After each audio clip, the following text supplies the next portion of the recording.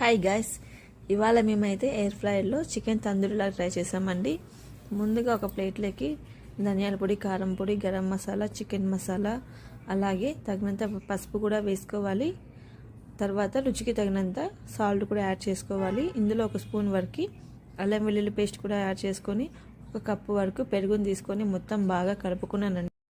బాగా కలుపుకున్నాక ముందుగా మనం తీసి పెట్టుకున్నటువంటి ఘాట్లు పెట్టుకున్నటువంటి చికెన్ పీసెస్ అన్నిటికీ మసాలా అన్నిటికీ బాగా పట్టించాలి. బాగా పట్టిన తర్వాత 30 మినిట్స్ పాటు వదిలేసేయాలి. ఇందులోనే నేను కొద్దిగా నిమ్మరసం కూడా పిండుకున్నాను. బాగా చేసుకొని 30 మినిట్స్ పాటు పక్కన పెట్టేసేయాలండి. తర్వాత ఒక ట్రే తీసుకొని అందులో బటర్ పేపర్ వేసుకోవాలి. ఇందులో మనం ముందుగా మ్యారినేట్ చేసి పెట్టుకున్నటువంటి చికెన్ పీస్ అంతా వేసుకోవాలండి. నేనంతా బటర్ పేపరు మరీ కాసేపటి తర్వాత తీసేసానండి, బటర్ పేపర్తో సరిగ్గా లేదని చెప్పి.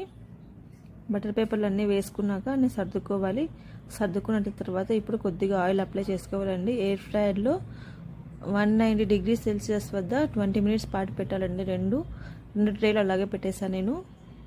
తర్వాత ఓపెన్ చేసి చూస్తున్నాను కదా, ఈ విధంగా అయ్యాయండి. నార్మల్గా 20 మినిట్స్ పెట్టినప్పుడే మనము 10 మినిట్స్ తర్వాత ఓపెన్ చేసి బటర్ పేపర్ తీసేసానండి. తర్వాత ఒకవైపుకి తిప్పుకొని మిగతా 10 మినిట్స్ కూడా బాగా వేయించేసానండి.